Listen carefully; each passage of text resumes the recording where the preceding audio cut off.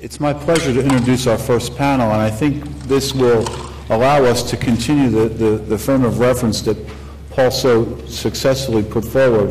The first panel, consolidation, the ultimate efficiency approach, is really a very timely topic right now. A lot of discussion has occurred in the last 2 legislative sessions about the way local districts in the state are organized, and I think Paul did a great job of putting some of that in perspective. I heard, I guess, a day or 2 ago, the governor of Pennsylvania has now put forward an initiative to reduce dramatically, in fact, the number of districts in the state of Pennsylvania. So this is not just a New Jersey issue, but nationally it's an issue that has a lot of people talking. I was in Washington earlier this week talking with school board members as well as our congressional delegation, and this is a topic that's timely really across the country. Our panelists here, who I think will do a great job of talking about various components of this, include Dr. Reock, Professor Emeritus at Rutgers University, Honorable Joseph Cryan, who, among other things, is the chair of the Assembly Education Committee, Mike Ritacco, the superintendent of the Toms River School District, and last but not least, Dr. Gerald Vernotica, who's the Assistant Commissioner for Field Services at DOE, and he's really overseeing the state's consolidation studies and efforts right now. We'll start with Dr. Reock, then Dr. Vernotica, Superintendent Ritacco, and then we'll close with Assemblyman Cryan, and time permitting, we'll have an opportunity once again to continue some of the questions. Dr. Reock.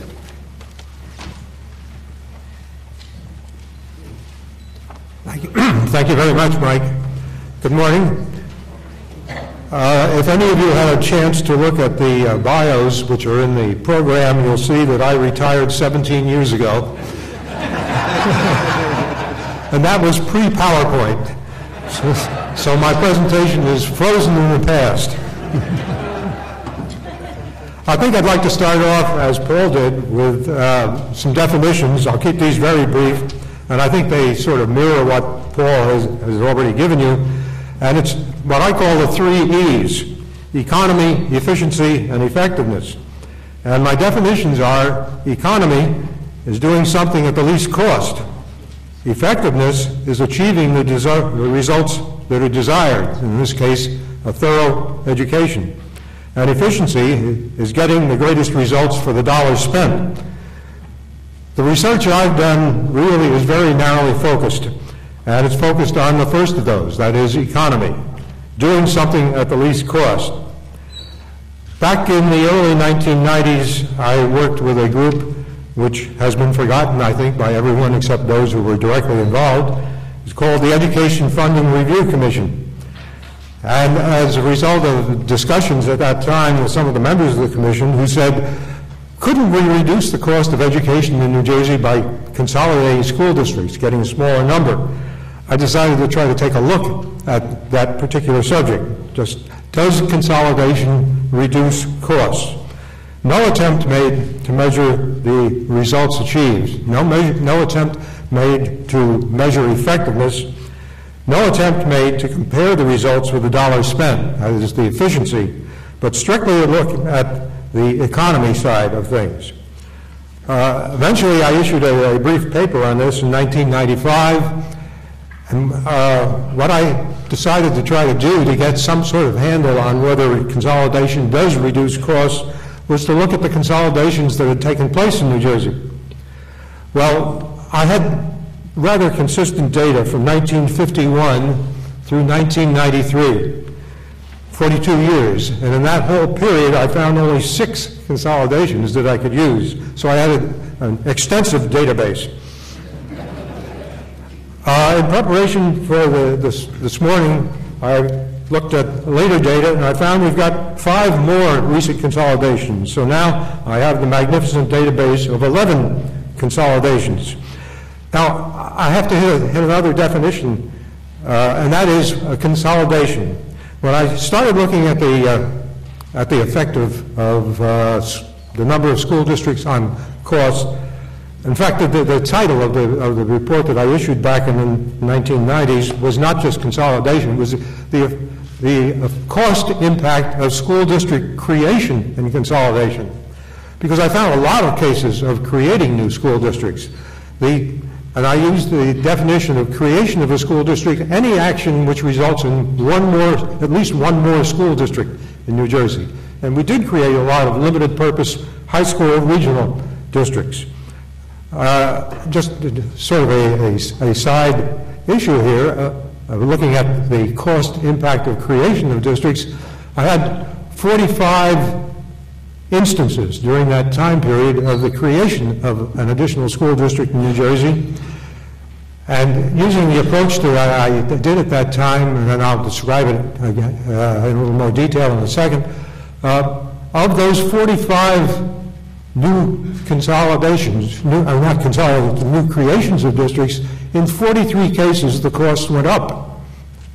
They didn't go down, they went up when we created new school districts. But putting that aside for the moment, because the main focus is on the savings that might be achieved through consolidation. Consolidation was any action which reduced the number of school districts in New Jersey.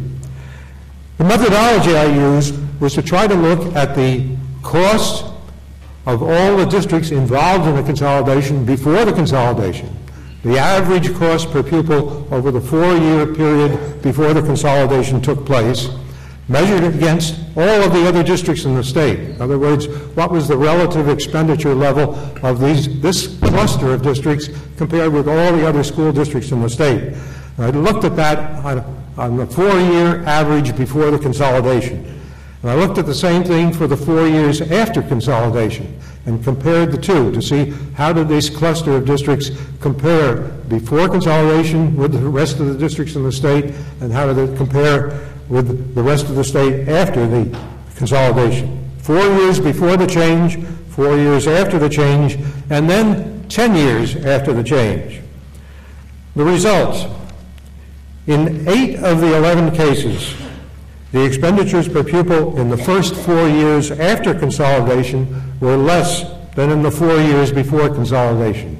When you take all of the expenditures of the districts that got together before they consolidated and compared it with their expenditures per pupil in the 4 years afterwards. In 8 of the 11 cases, the expenditures after consolidation were less. In one case, it was as much as 12% less. In 7 of 10 cases, and there's one consolidation which is too recent to get a 10-year comparison, but in 7 of the 10 cases, the expenditures per pupil in the 10th year after consolidation were less than in the 4 years before consolidation. In one case, as much as 27% less.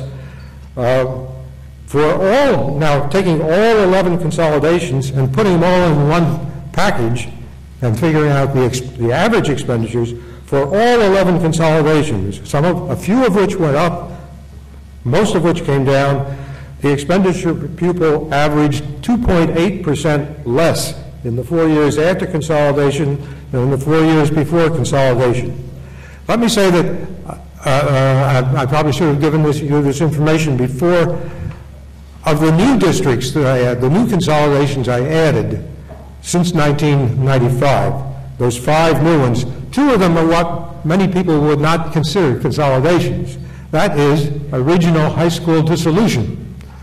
There were 2 cases, Union County Regional and I think it's Lower Camden County, where a regional high school district was dissolved. Well, by the definition, that does reduce the number of school districts in New Jersey. So they are included in my database. For all 11 consolidation, expenditures per pupil averaged 2.8% less in the 4 years after consolidation than in the 4 years before consolidation. More significant than that, I think, is that for all 10 consolidations, expenditures per pupil in the 10th year after consolidation averaged 10.5% less than in the 4 years before consolidation. The conclusion I reach, yes, I think there is a possibility of reducing costs through consolidation, maybe not much initially, but more as time goes by. And I think that probably makes sense, because as time goes by, the new school board can see a lot of places where they can cut costs over that time period. Does this analysis say anything about the quality of education in the consolidated districts? No, it doesn't. Or about the efficiency with which the job is done? No, it doesn't. Is consolidation worth the trouble? I don't know. I have, in lieu of PowerPoint, I do have some copies of the summary data for those 11 districts, and I'll leave it on the edge of the table here if anyone would like to pick it up later. Thank you.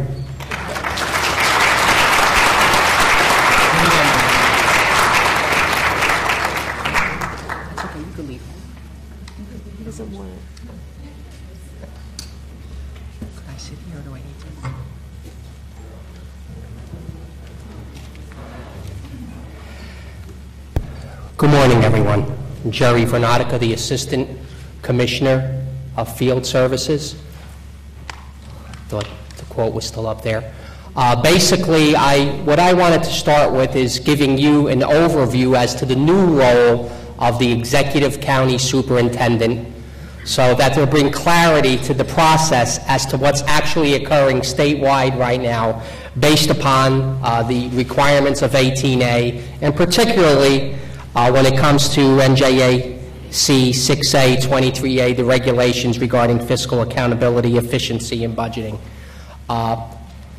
First of all, as many of you know who are in education, the role of the county superintendent prior to the executive county superintendent has been one whereas they monitored school districts, they basically were required to approve transportation, review budgets, certification, as I said, special education, business functions, and were the liaison between the commissioner and the local districts, whereas the superintendents meet with their respective county superintendent, of which there are 21, and basically go through all the legal requirements, mandates, but particularly any educational programming or special efforts to improve student achievement.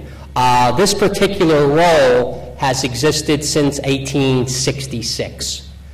Back in 2007, we now have a mandate which created a new role of the executive county superintendent, which gives the executive county superintendent more authority over certain things. Number one, budgeting. Number two, planning. Number three, the regionalization and consolidation efforts. That is the topic of today's conversation, among others. There are currently 12 executive county superintendents in place, and we are awaiting Senate judiciary confirmation on others, hopefully within the next few weeks. I just wanted to frame for you what some of the new responsibilities are. And it fits well with Paul's definition of a system as far as functional relationship between the organizations, the coordination, the interconnection and interdependence among constituent components, the constituent components being local school districts as we speak. Number one, by July of this year, every executive county superintendent, with the cooperation of local school districts, their commissions and others, are basically working on transportation efficiency studies on a county-wide basis. That is due in July. One of the other mandates is that executive county superintendents have the authority to review contracts for superintendents, assistant superintendents, and business administrators, and based upon certain efficiency standards, look at those contracts and report back to the district prior to board adoption what particular provisions of that contract in comparison to a total cost based on region can move forward for board approval. We are actively, or the county superintendents are actively engaged in that process. We are currently, or they are currently, in the process of putting together a special education database which will inform school districts as to the program type and types of classrooms in order to improve upon operational efficiencies and special ed placements still in accordance with IDEA. We are in the process of creating protocols, or we have protocols, as far as sharing services, which is a point I want to get to in a few minutes, There are a number of different initiatives, and Michael will talk about some of the great things going on in Ocean County when it comes to sharing services.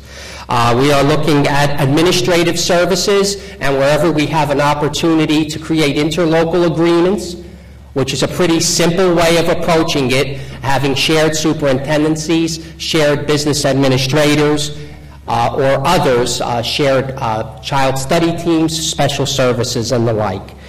We are currently, or they are currently, working on the elimination of all non-operating districts within the state. Hopefully, we will get more information out on that within the next few weeks.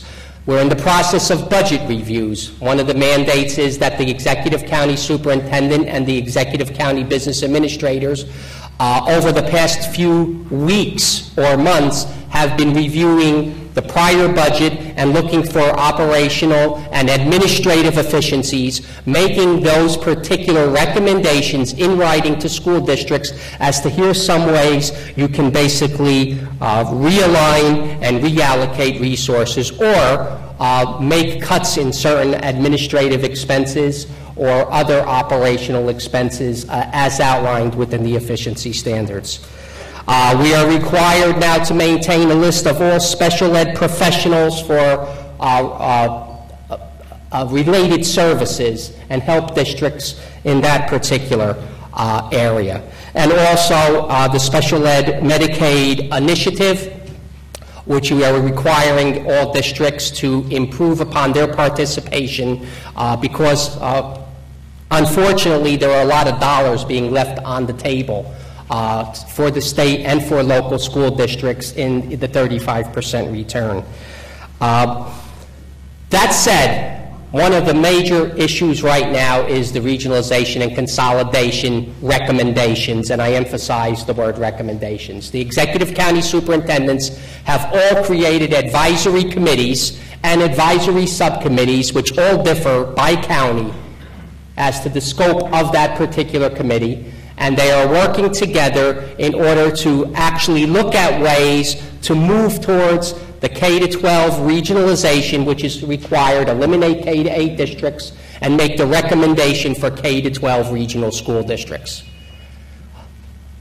Within that, they're also looking at other alternative arrangements. For example, maybe combining K-8 school districts or other ways that local districts would be willing, or again, looking to move ahead in order to combine districts to promote operational and, again, administrative efficiencies. The report is due to the Commissioner of Education, as I said, March 15th, 2010. One of the points we want to make is the fact that this is a recommendation. The executive county superintendent is required to make the recommendation to the commissioner. The commissioner then will approve or disapprove these arrangements or these consolidations, and we're using the term consolidation loosely because in the statute there is not the ability to consolidate school districts. As Paul or Ernie said, there are 11 consolidated school districts. Consolidated school districts under 18A take on a different nature. The ability to consolidate was removed back, I believe, in '86.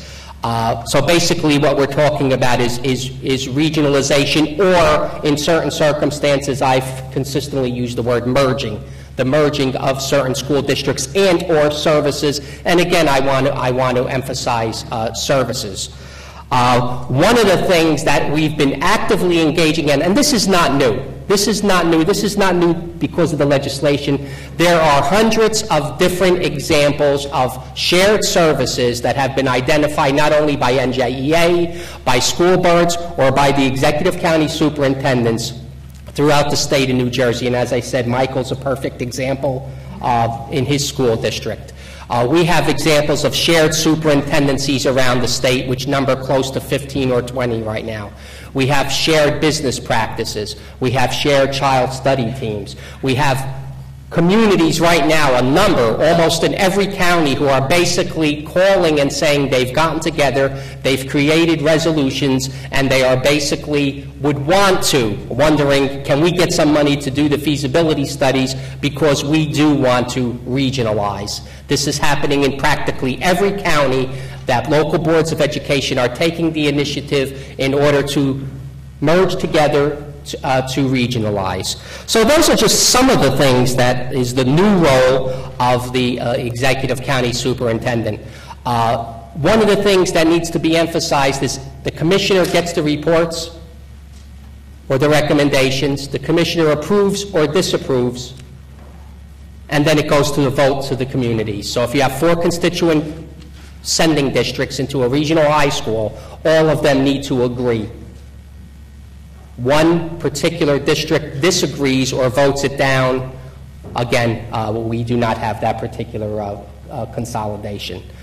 The point that I'd like to emphasize now when it comes to efficiencies, because that is also the topic, is that we also can't lose sight of equality and liberty.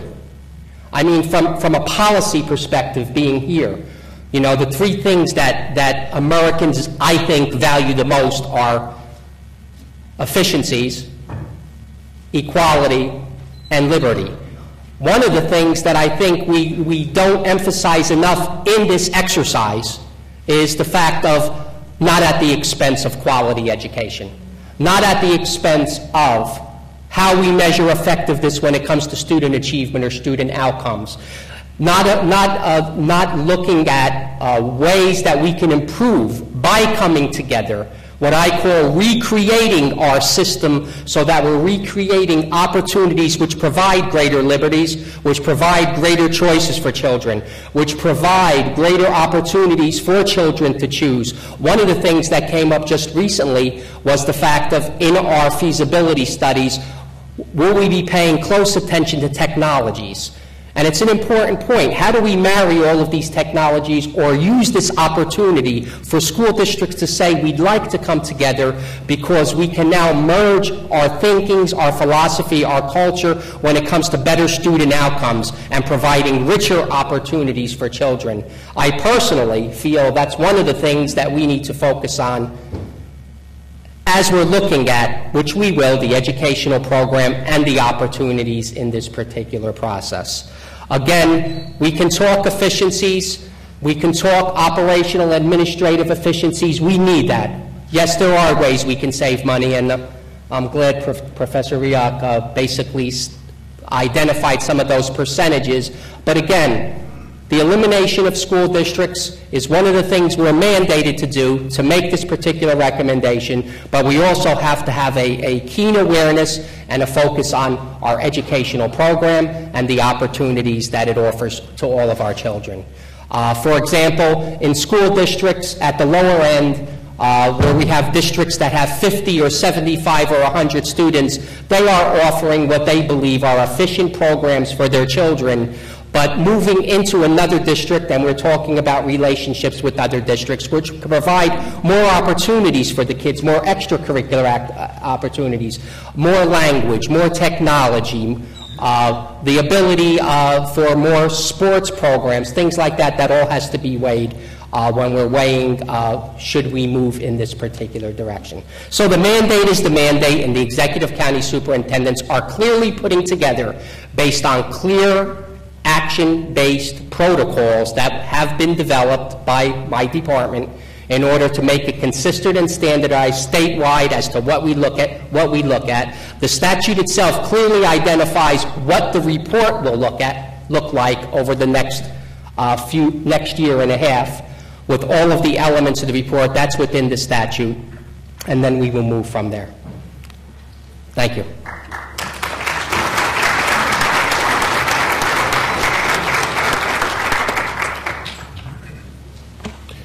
Good morning, everyone. Pleasure to see you.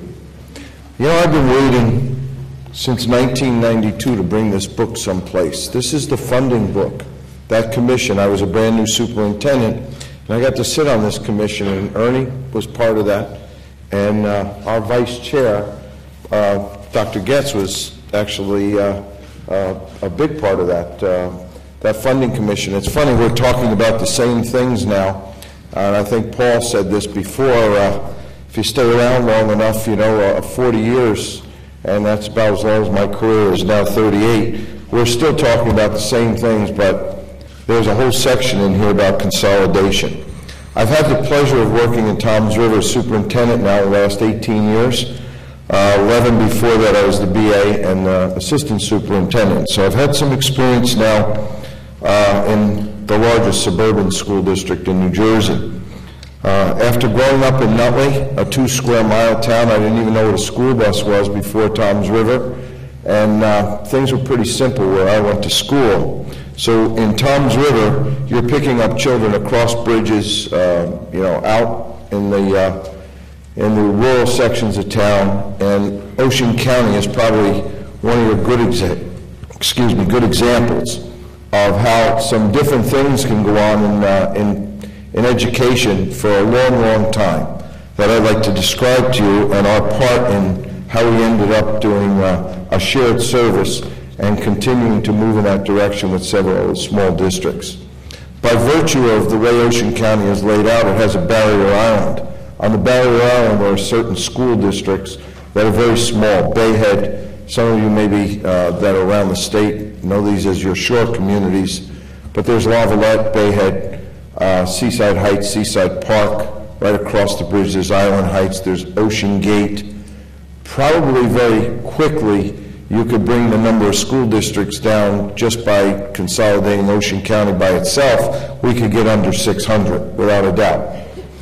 You have Point Pleasant Beach and you have the Borough, and then there's Reock, the small K-8s, the K-6 districts. So you could see in our area, then there's the base town of Lakehurst. There's smaller school districts all around. Toms River actually was a consolidated school district that went regional in 1954. So we had 3 other small towns involved, one of which, Island Heights, at the time pulled out of Toms River's consolidated plan, and Toms River consists of Toms River, Beechwood, Pine Beach, and South Toms River. So really right there it is a consolidation of the 4 municipalities. So Island Heights, which is now some 50 years later, is in walking distance to our high school, one of our high schools that was recently built. I can't even say recently, it was actually 1980. But that's pretty recent in education time, I guess. So Island Heights could walk to our brand new high school, but they get on a bus, they drive about 25 miles and go on the Parkway south to Central Regional. Seaside Heights, Seaside Park, get on a bus and drive across the bridge, go through Toms River, and drive to Central Regional. As you see throughout Ocean County, you have a lot of these, what I would call basically not too common sense situations that have existed for a long, long time. There's even a part of the barrier island that becomes Berkeley, down by Island Beach State Park, where those children get on a bus and drive to Berkeley Township, elementary kindergarten children through elementary school, which is some 25, 30 miles. So when we talk about efficiency of transportation, you can kind of get the picture that in Ocean County there's a lot of work to be done, and it's an interesting work in progress. Toms River Schools now goes across the bridge and we pick up Ortley. We drive through Lavalette because they get on a bus and go to Point Pleasant, because they don't want to come to Toms River for some reason back 50, 60 years ago. And then we pick up Monterey Beach, Normandy Beach, Chadwick Beach, Ocean Beach, and we come back on our side of the bridge. So an interesting project came about that we started about 5 years ago with it was really the discussion between Dr. Greenfield and Toms River Schools. Seaside Heights was having a particular problem that was really all about their town and only their town, but they are actually an A, Category A school district, and a lot of, believe it or not, 70% mobility rate 5 years ago. Their test scores were about 50% proficient. That was in language arts and 27% in math. So there was a lot of work that needed to be done. We did a special project with the Department of Education, and we did share service. And I can tell you and stand here before you and say to you, we saved a lot of money. We produced great educational outcomes, because I couldn't agree more with what Paul said in the beginning. You know, efficiency is one thing, but if you can't get the outcomes and get more bang for the dollar educationally, it really doesn't make a lot of sense. The second thing that we did really, let's back up, the financial part of taking and doing partnerships with small schools is probably the easier part. We have our own payroll system, we do our own payroll, we do our own purchasing, and when you find that some of the things that are inherent to small schools, that's the easy part, that you save your most dollars. Their health care actually costs $8,000 more than ours because they were a small group. We folded them into our group and saved about $300,000 in health care alone. So I could go and talk about finances for a good deal of time, but trust me, there was a tremendous amount of savings to the school district and to the taxpayers of the town. But educationally is more of the proud accomplishments, because there's a lot done educationally of aligning the curriculum, working together with the professional staff. And by the way, the professional staff we started with are the same as what we have today. They generally are the same people. But I just wanted to give you a couple of the outcomes, because they've met their 41 proficiency, 41 indicators for the last 3 years. And this year, the proficiency level is up to 88% in the language arts and 83% in math. Remember, 27 to 83% over 5 years. The staff has done a great job. We've gotten away from the distractions and some of the things that maybe were causing some difficulty. It is about organization. It's about the little things that you do in a school district. Because whether you have 17,500, 18,000, or 300, the problems are basically the same. It's just having the organization and the structure to try and support that school. For instance, when they had a roof problem, they would send somebody up, they'd look on the roof, and then they'd call, get 3 estimates. So you get an estimate of 4,500, 50, 200, 3,800. And actually, it's a piece of flashing that falls off the roof, and there's no one there organizationally to set up how to repair things. So doing the repairs, doing the purchasing, all the things that are organizational, I would say, in a school district, really are beneficial when you do these shared services. Now, the things that happen in Seaside Heights, in that town and our town, developed into a great relationship. Regionalization or shared services, whatever we want to put the name on it, and then consolidation, in my opinion, doesn't happen in one swoop. It happens with gaining the confidence of the people in the community, because in small communities, everyone's involved down to the umph degree. It's the mayor, the council, the school board. Their school board is intact. We go to meetings, we have great participation with the community, and there's a lot of give and take. I will tell you in the beginning, when you start, as Ernie said, doesn't know about the pain and the gain. There's a lot of pain in the beginning.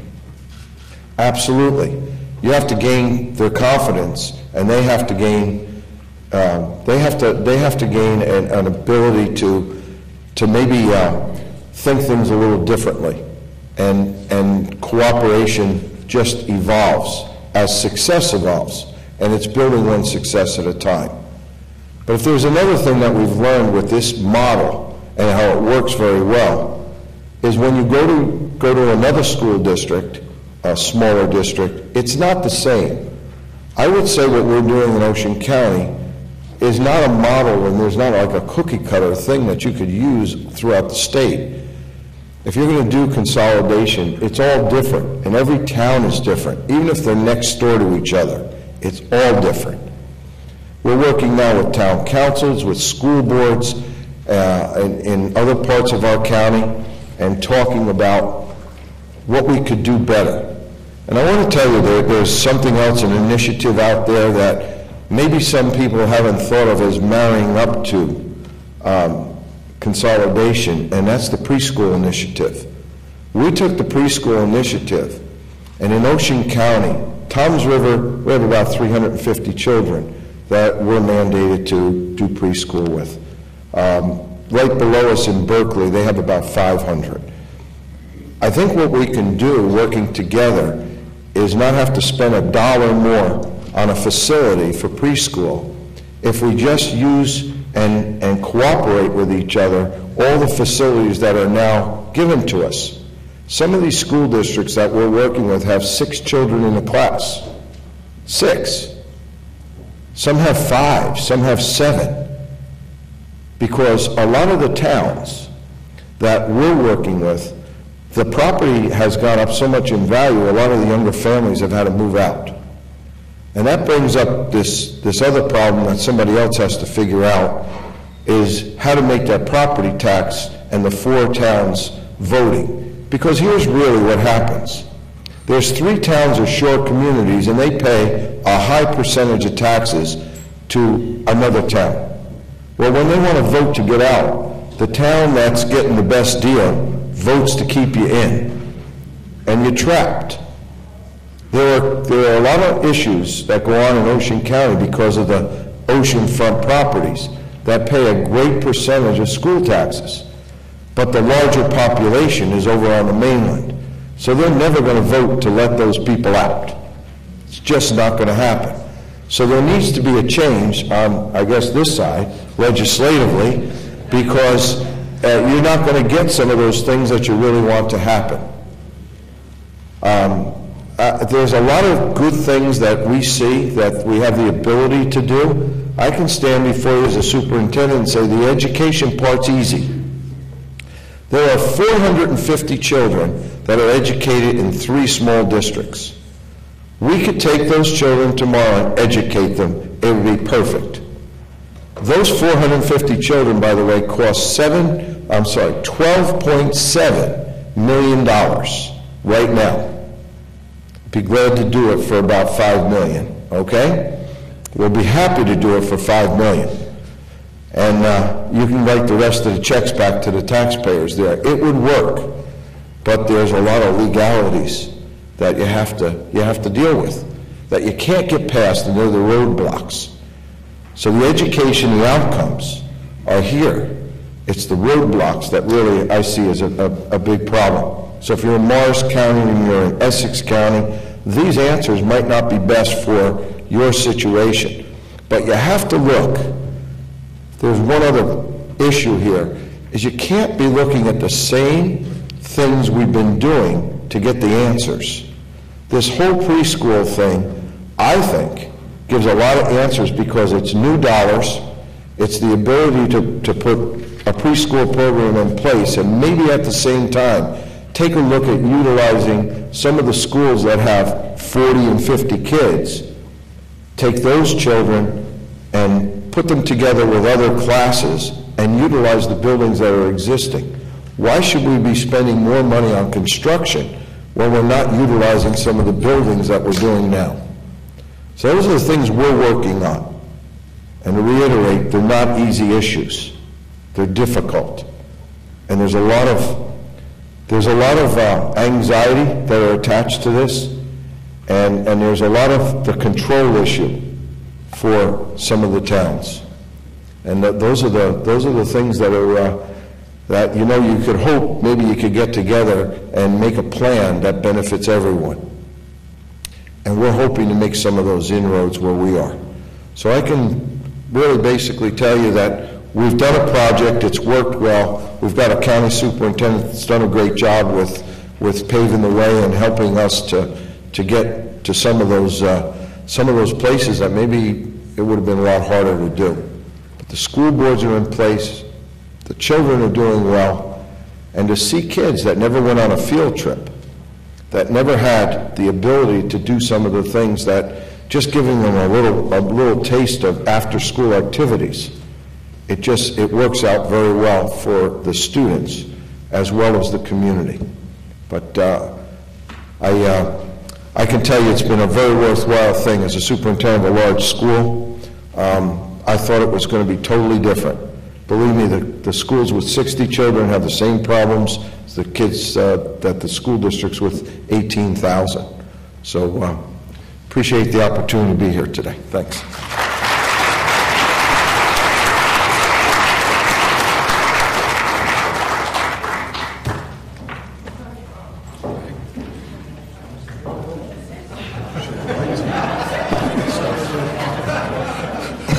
Now, I know most of you think we in Trenton work in the dark all the time.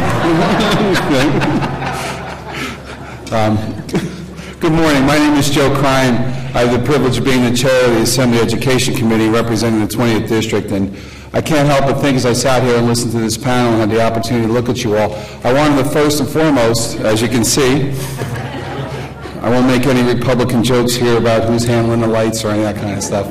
But kidding aside, I did want to first and foremost thank all of you for what you do.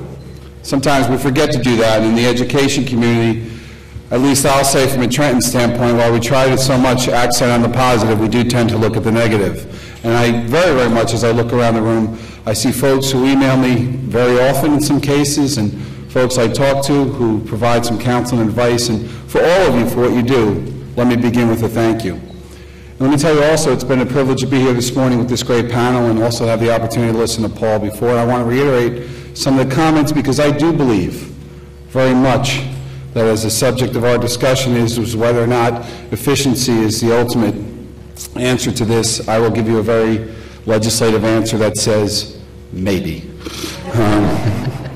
But I thought a couple of the interesting stats that came that I wanted to follow up on was Paul's comment in the opening talk about how there were 100,000 school districts, and today there are about 15,000 nationwide. And I thought that was a very stunning statistic. And the fact that we in New Jersey, if there's 15,000 nationwide, we own 616 of those. And I'm pretty sure when you do the math, it doesn't quite add up in a balance. And I thought that was a pretty stunning statistic. And to follow that up, I thought in particular Dr. Reock's presentation. And what I found to be most stunning about it was the idea that 10 years later, because many of us look for the quick hit, the early savings, the idea that 10 years later that there are a majority of the districts of the 11 that he looked at that actually still showed the savings tells us, and I thought amplified very much by Michael in Tom's River, over where those savings can be and how you can achieve long-term savings. I didn't realize till today, I'll admit, about the health care issue and how the small districts didn't quite illuminate that light, about $8,000 more per district. Or one of my pet peeves, because I also have the ability, I sit on the Capital Budgeting Commission in the state of New Jersey, which is something that if you have no life and want something very sad, meets from September to December on Fridays, and you go through the capital needs in the state of New Jersey. Roofs are an amazing part of the facilities of the state of New Jersey. Solving the ability to have roofs and maintenance and things like that is an ongoing concern, and I can't help but think, as we talk about that in your light, and just how perhaps more professional and more efficient we can handle those sort of infrastructure costs, as well as whether it's payroll or health insurance or others, that those savings need to be illuminated and understood in a longer situation. I voted for and was proud to support the core bill and the need for executive county superintendents. I believe in it. I think it's very important for us. And I want to tell you why with a little bit of perspective as a legislator and one who's very, very honored to have gotten the chairmanship of the Education Committee. I see my friends from Elizabeth here. I see Donnie Gonzalez. I represent two of the top 10 largest population high schools in the state of New Jersey, Elizabeth and Union. I represent, obviously, in Elizabeth, the district formerly known as Abbott, and Abbott Rim districts. The township of Union, where I live, is bordered by both Elizabeth and Union, and very, very close to Newark. I represent Roselle, and I represent Kenilworth, 4 communities. Very diverse communities. Very, very diverse. And the reason I bring that up to you is because that diversity, I think, is one of the most important things that we need to understand as we move towards this consolidation effort. Those 4 communities are very, very different. And one of the things I wanted to just kind of illuminate to you is not only are they different in terms of what their needs are, frankly, their structures of government. 3 of them have directly elected mayors, 1 rotates. These are all communities that border each other. They have different forms. Their turnouts in terms of school board elections percentage-wise are 3 or 4 points different, which when you look at those turnouts in school board elections, that's a big difference. There's participation levels that vary, and I assure you very, very much, there are program levels that vary in each community. As a matter of fact, one of the communities, Kenilworth, was part of that Union County regional district that actually dissolved. And a lot of people think there's a lot of reasons for that. I know one of them for sure, because they wanted a football team in Kenilworth. It was absolutely important at the time, and it was a big deal because that goes to local pride. And local pride, I think, as we look at efficiencies, is going to be something that we're going to have to consider. Jerry laid out for us how this voting pattern will work. I couldn't help but think March 15th, 2010, that Ides of March stuff is never very good for anybody. I'm sure Lucille should have picked a different date. But the idea that we will go in front of voters next year, probably not at the percentage I would like, but we will certainly, I hope, have some in front of voters next year, I think is very important. Next year, by the way, there's no statewide race in New Jersey. Just kind of keep that in mind. For what it's worth, there's no gubernatorial or Senate race, which means there'll be a lot more attention devoted in the November election. The only federal race will be the congressional guys. The ability for districts that actually want to or focus in on this election should have the ability to do so without, shall I say, the specter of a presidential race or something there. It'll be very interesting to watch those outcomes. The diversity of the district I represents the diversity of New Jersey. It is extremely difficult as a legislator. When I look at things as chair of the committee, for example, and I see things as very much black and white and the ability to move forward, I tend to very often be surprised as to how my colleagues, both on the Democratic side and the Republican side, this is one of those committees that doesn't play a lot of politics, unlike, shall I say, the budget committee, which I'm on, which might have a little bit of politics along the way. We tend to look at issues and policies very much driven as so. But the diversity that's there and the views that are held represent, I think, very much a balance of the state of New Jersey. And I'll give you one example of that.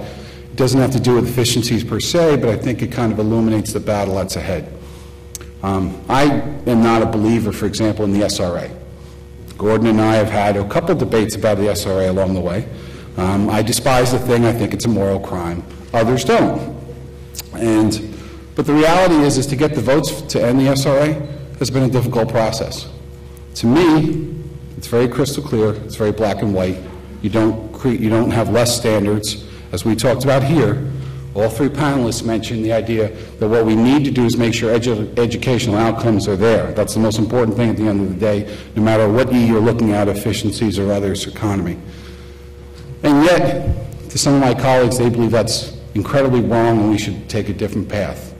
And the reason I bring it up to you is not to crusade for a particular issue, but to illuminate to you that while many of us may see in this panel today, whether it's in 10% reductions over a 10-year period, whether it's an understanding that a district like, I think all of us sat here and said, why would you drive through Tom's River to take your child to another high school? And then it seemed to be pretty straightforward stuff. Nothing is ever as illuminating or as easy or as crystal as we believe, especially for you guys in education. So I think what occurs to us, and I think what happens in the legislature is the following. We will very much be an active partner in terms of consolidation. We will very much, whether it's through core standards, whether it's through the core bill, whether it's through the superintendent's outcomes, whether it's through the power of the dollar or the power of policy, we will very, very much be pushing to make sure that our percentage of 15,000 doesn't continue to stand at 616. I read in the New York Times a couple of weeks ago, many of you may have seen this story about the district that wants to close in Cape May County. 68 students, highest cost, I believe, in the state, which I believe, if I recall right, was $36,000. An incredibly shocking figure, and if you happen to read the story, this is a beach summer home type of community where, as one of the members of the school board was complaining in the story, they watched the folks come over from Pennsylvania to vote and to close the school and then see how we go from there. But $36,000 a student. I believe, and it's not only because of this economic tsunami we're in, no matter which way you look at it, I believe that we are pretty much at that point where as a percentage of income and property taxes that folks are paying, that we've reached the point where efficiencies, where consolidation are going to become the mandate of the state of New Jersey, not by legislators, frankly, not by Department of Educations, but by citizens who have simply said, we need to do better and we need to do more. So in conclusion, what I would say to you is the answer is consolidation the ultimate efficiency? I start where I began to say maybe, but I believe this. It is the best tool that we have at the moment to do so. So I thank you very much.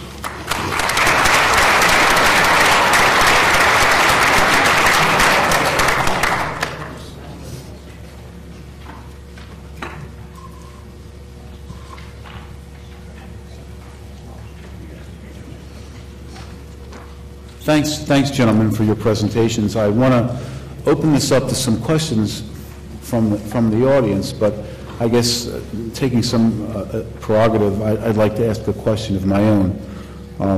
Obviously, it seems like the focus, especially in this time, is on the financial components of consolidation and what it does in the context of reducing spending or not.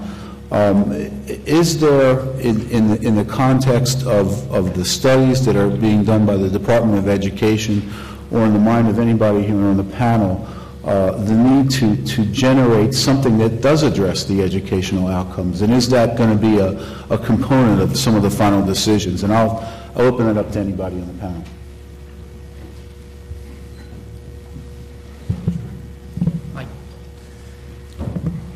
The hard ones are always mine.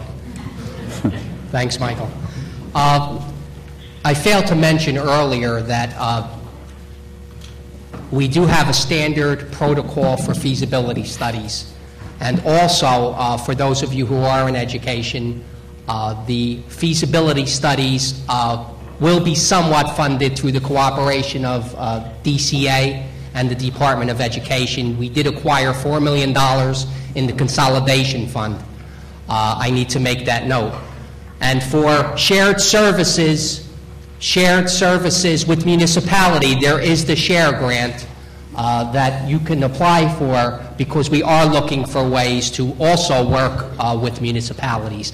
That said, within the protocol, Michael, yes, one of the things that we really want to clearly look at are the educational programming components. As I said, that is very important to look at the articulation of curriculum, to look at philosophy, class sizes, culture. I mean, just alone, in, going on today, just regarding mathematics standards or philosophy on inquiry-based education, there seems to be some differences in the way we just even do mathematics efficiently.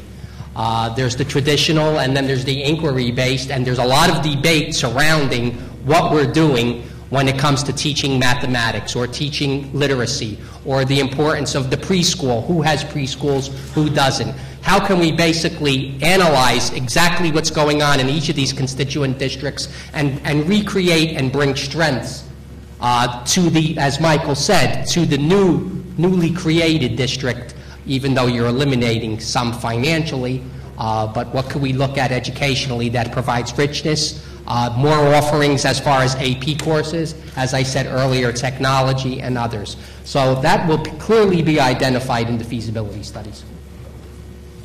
I think one of the interesting points of that is as we look at consolidation and whether voters move forward, is to how much voters will do. And it's one of the things that I'll find to be interesting is to, I'm not so much on preschool as to whether or not, because I tend to think the preschool issue, but whether or not particular AP courses, things like that, how much of those type of standards will actually be focused on as you move towards that. I think that's going to be one of the more interesting parts of this process as we move forward. And I certainly hope, and I think all of us demand. There's no change in the standards that we manage now. There's CUSAC, there'll be others in terms of outcomes that folks will understand. And I think what you'll find is that as particularly as communities move towards this, that there'll be a heightened awareness of it. Richard. I'm going to bring up a microphone to you because we are recording this, so if you could speak into the mic, that would be great. I would like to thank Dr. Vernotica specifically for his comment that it said not at the expense of education. We have had this conversation amongst ourselves for many, many years, and we've had it 100 times. The same question always comes up, and the same question never gets answered. How are we going to reconcile the difference between salary guides, between the cost of debt service, between contractual agreements that keep districts apart, where educationally they might be better off together, and in terms of their expenses they might be better off together, but the communities will not agree to join if they are going to need to accept a greater burden. How will we handle that greater burden to facilitate the joining? Anybody want to jump into that? Yeah, you know what, I could just give you our experience, salary guides. When we partnered with Seaside Heights, the Seaside Heights Education Association and Toms River worked together and basically adopted, as they looked forward thinking. It took about 3 years, but those teachers joined our salary guide. We got that worked out very quickly because there were some things in, and you'll find in some districts that are inherent to smaller districts that are special things that go on during negotiations. Let's just put it in that category that need to get ironed out. So what we did is we made one uniform contract and it became our contract. All things that you could bring up as far as going to be some problems, the debt service problem, it has to be worked out. Like I said before, the education part and working with the teachers and getting that form set, it was the easiest. I think the debt service was to continue, that they were looking about like an addition that was put on in the school district in the Seaside one. They were just going to continue paying that debt service as part of what they had to raise, and they were working with the town on it. We also do some shared services with our town, and when there's a labor difference in labor pricing, we sit down and we work that out with whoever the union might be it Teamsters, AFL-CIO, or NJEA. We found we just work out the problem. Anybody else? Ernie? Yeah. There's no doubt that there are financial obstacles in specific cases which prevent regionalization or consolidation from taking place. But we might take a look at the old regionalization laws from back in the 40s, 50s, and 60s, in which the state provided additional state aid for a limited period of time after a regional was formed. And this is a sweetener which may be used to overcome the obstacles in specific cases at the local level.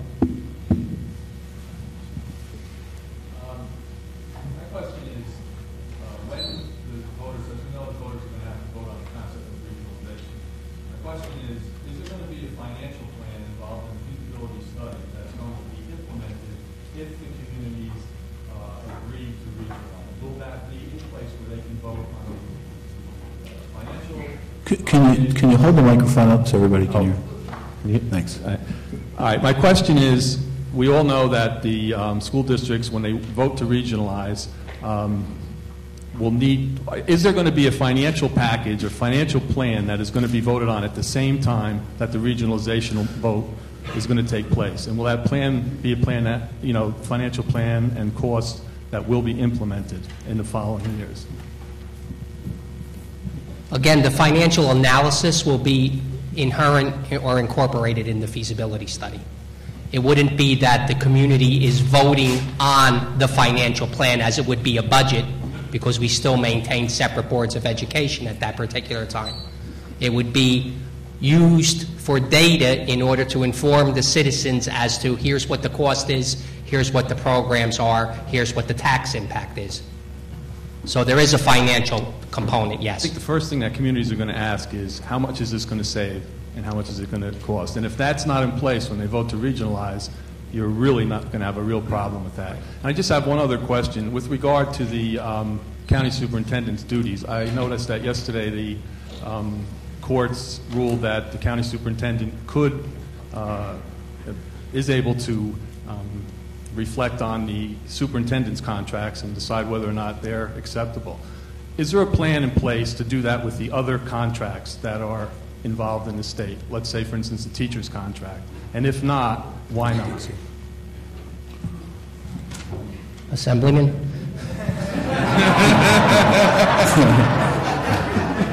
Well, the executive...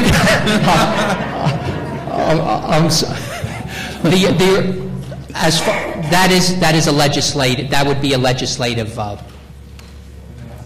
The answer is no. There's nothing there that provides you, to my knowledge, the ability for the county superintendent to overrule a local contract unless there's, things that are far out of the extreme. So for those of you that can't have awards these days or settling at 4 1/4 when your cap is significantly less than that, those sort of things that we might hear about, say, every day. No, there's nothing that overrules a contract negotiated. That's exactly what your question is. Okay. And I'll be candid with you. I don't think that there is a will of the legislature at this point to move that. I have to say that until the legislature has the will to do that, there's not going to be any real setbacks in this state. Well, it depends on how you, respectfully, what I would say to you is that the idea of having a labor agreement negotiated on a local school board level with your teachers and then giving it to a superintendent for final review seems to me to be a little different in the process. I do think there may be, and I believe there will be, there's legislation out there. There's been a number of discussions about regionalizing contract negotiations and so on. What I answered your question was very directly about whether a county superintendent could overrule the other. I don't think that'll be there, but I think there are opportunities to change the way we negotiate on a variety and a wider spectrum. I just wanted to address your budget. We're involved with 3 towns now. We send them a sample budget. They take their budget, what it looks like now, what it would be like if there was a merge or an agreement, and they have right in front of them what the cost used to be, what it would be, what the changes, how those changes are by a line item, and it's a sample budget. And if anybody's interested in what that looks like, we'll be glad to share that with you, because that's part of our presentation that you do to each community. Following up on that, I guess another way of framing the question for Dr. Vernotica, when these questions are put to the voters sometime after next March, is there envisioned a standard format that addresses some of this kind of stuff so that the voters will have an apples-to-apples comparison? Is that? That's, Okay. Yes, that would be part of the protocol. Other questions? When we talk about consolidation, what about consolidating the bus systems? We're running school buses over the same routes New Jersey Transit buses are running. Why can't we let the middle school students and the high school students take New Jersey Transit buses to school? And then we could save the money of the school buses.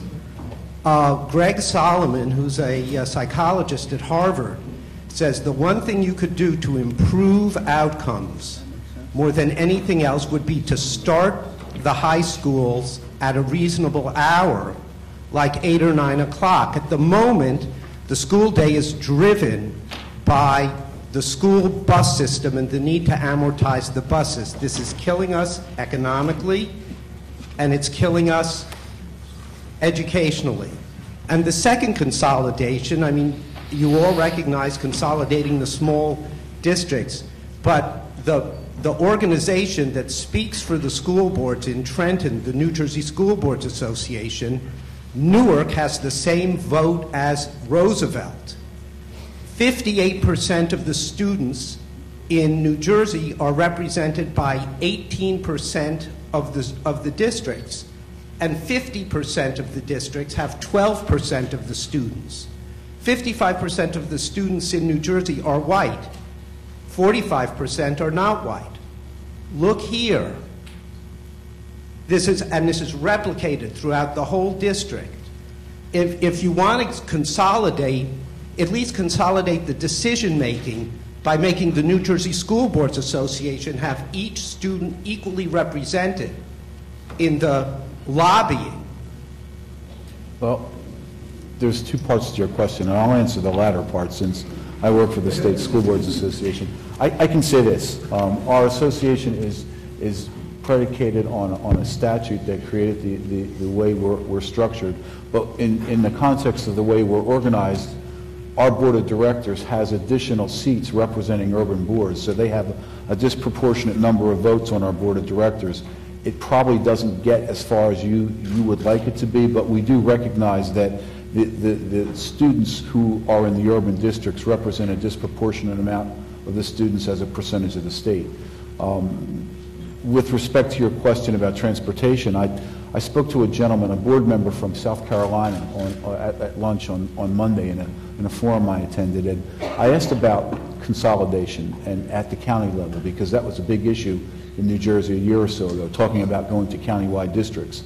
And I asked him how transportation works, and he said, we don't worry about it, the state picks up every cost. They buy the buses, they map out the routes.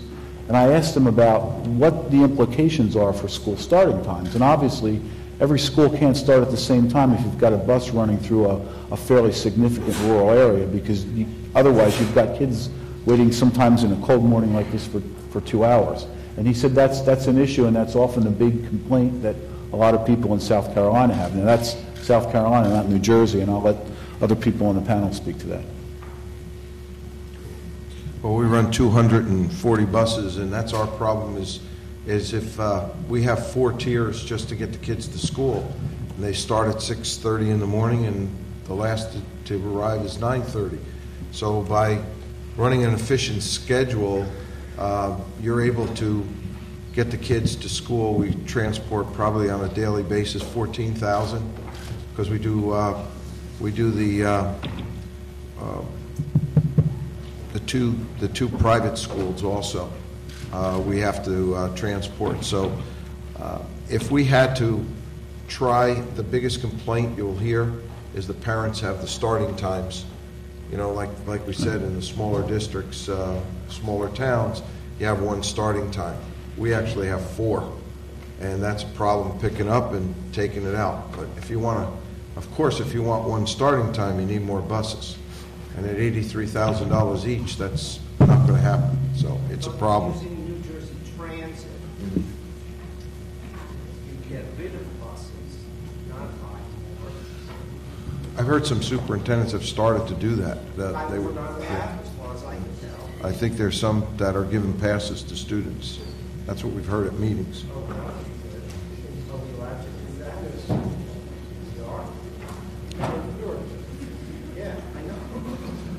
I got to tell you, I can understand where New Jersey Transit might make sense, especially for older children, especially in some cases. But let's face it, anybody who's tried to take a train or a bus anywhere in New Jersey to get from point A to point B knows it's never as straightforward as that. I can see that working in limited situations, probably, in all candor, probably more urban than rural. Safety, to me, jumps out. I'm one of the, let's face it, if anybody's ever sat behind a school bus knows whatever else there is when you're driving your commute, is that there's a safety precaution there. I think age is a big thing. As much as cost, and as Michael said, $83,000 a school bus, we're looking at extended lives, and as some of you may know, in the legislature and doing some things that may make some sense. Maybe some, but I don't think that New Jersey Transit is a panacea for a transportation issue that I think, and I'll finish with this. I represent 4 communities who border each other. One of them has a cement river called Route 22 that divides it, that I don't think anybody would put students on for a school bus or have them wait. But they're clearly, without even me being a bus person or transportation, anybody knows that you can visualize and create consolidation of transportation costs in those 4 communities. It's very straightforward. There's only a certain amount of roads that make sense. But so I think looking at it on a broader base level, I know in Union, for example, if you eliminated busing, you'd save over $2 million a year right off the start. There's 11 schools that are all within 7.5 miles of each other. So clearly common sense has to take some of that approach. But to answer your question or to get back to it, I think transit makes sense in a very limited application. I think safety, which still to me is the most paramount thing, especially in an age level discussion, kind of trumps that. Well, so New Jersey Transit buses are safer than the school buses. We had a girl run over by a school bus. Transit buses Yeah, we don't need another run question. into houses. Respectfully, over the long term, whether it's students who are in the same age on the same bus, and I won't get into whether or not they should all be there and what that means in terms of bonding. I think over and overall, I think one would argue that perceptually, you're safer on a school bus. Yeah, just one thing for the gentleman. One of the things that I mentioned previously was that every county superintendent will be doing a transportation efficiency study, and I agree with the assemblyman, first and foremost, of safety. The bill before the assembly that Assemblyman Cryan just passed recently, last Monday, we did some calculations just recently in Somerset County alone, the millions of dollars that it would save just by extending the life of the school bus. In fairness to everybody else, We have other I questions. appreciate that you want to continue this, but we have some other questioners.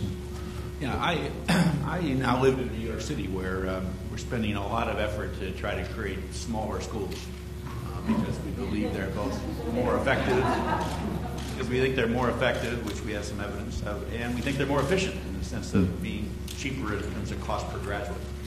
Is there anything done within the consolidation process to ensure that schools remain at reasonable sizes?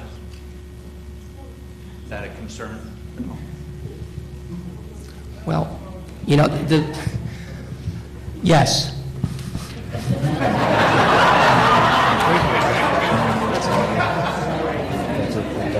relevant to those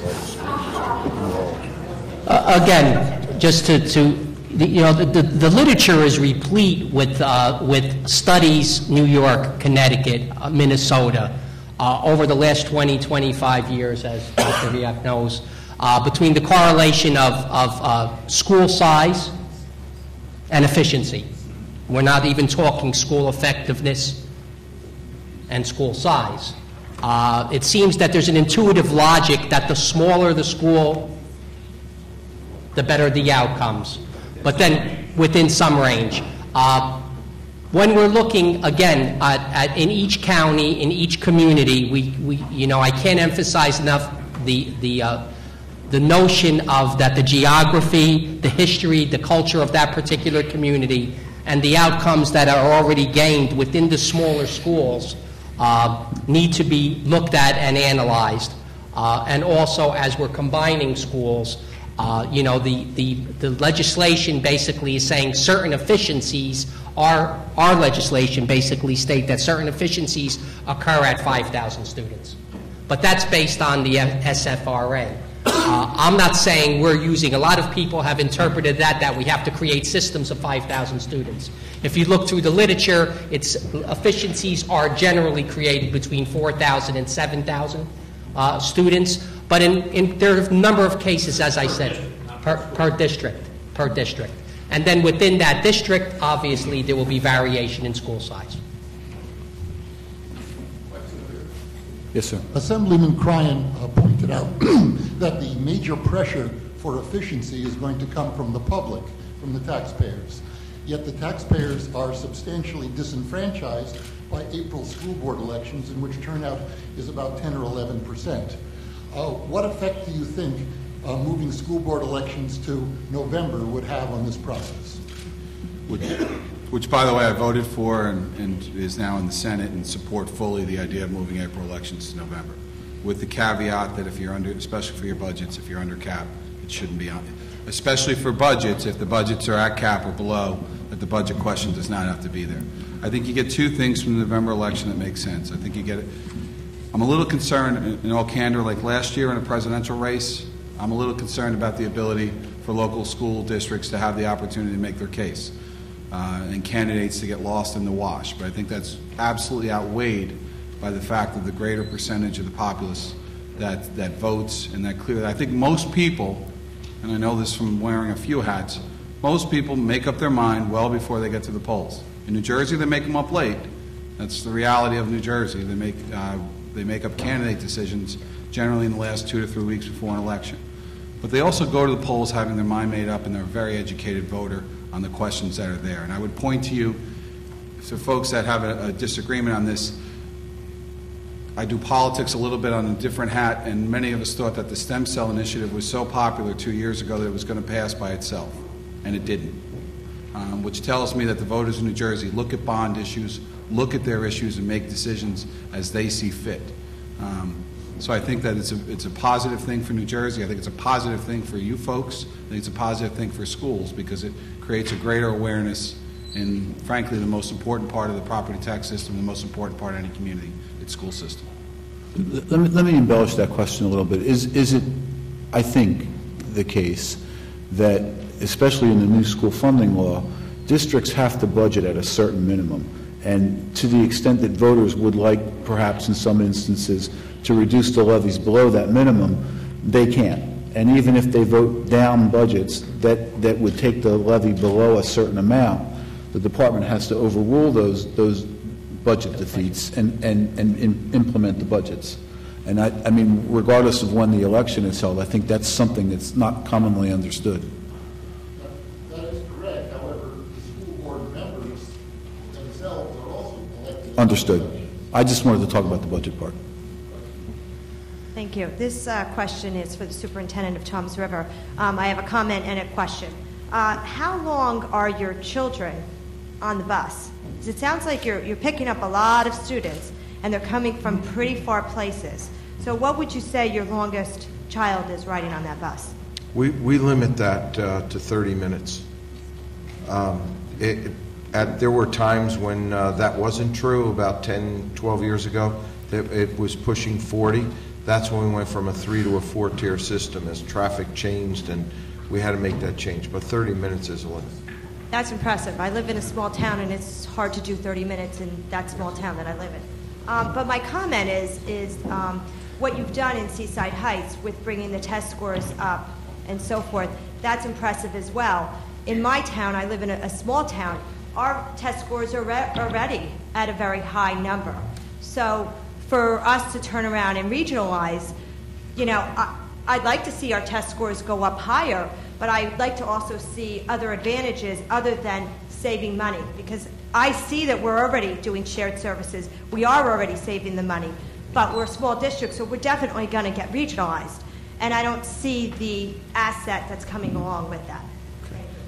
We've got time for one more question. I hope the speakers will be available afterwards to follow through. The gentleman over here. It's kind of a two-pointed. I'm not an educator, but I'm an observer. And I assume your data there was constant dollars, sir? 10 years later, you adjusted for constant dollars, I assume, that the 10% was in real dollars. Anyhow. That was based on comparing the expenditures for that district against all of the other expenditures in the state.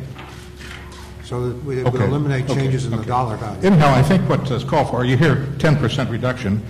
From my observations, we hear that there are vast differences from other states, et cetera.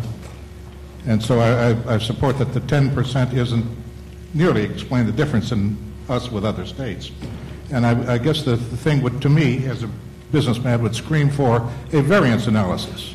And I make an example as the New York theater compared themselves to the London theater. And there's a vast difference, 30% or something like that. And they said some is quality in sets, some is the cost to people who do sets, some is teacher costs, some is teacher efficiency, up and down. And you'd think you'd go through that and educate the public just where the differences are, where the ducks are. And nobody seems to touch on that. Am I wrong or am I wrong? I'm not sure what the question is really. I'm calling for an overall variance. Let's say we pick 5 districts who have admirable results in, I don't know, Michigan and West Virginia, whatever, and we say, let's compare our costs item by item to those districts. Are their teachers' salaries higher? We don't even admit that, I don't think. Maybe we do under the cover. Are our teachers more efficient and thereby deserve more salary? In other words, we go through every item of expense and find out where we're better and where we're worse.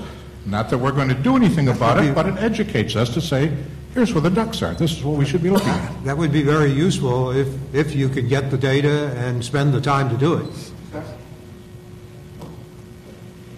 I think I appreciate that there's probably more questions, but we're moving on to our next section. I'd like to take one more chance to thank the members of the panel for being here. Thank you very much.